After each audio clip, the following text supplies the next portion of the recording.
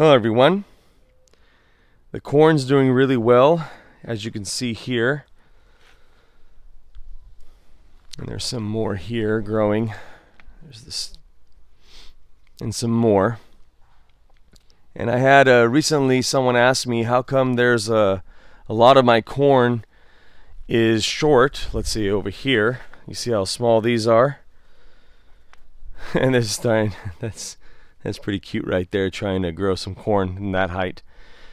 They asked me how come some of my corn is short and some are really tall. Like this one here is about 6.5 feet now.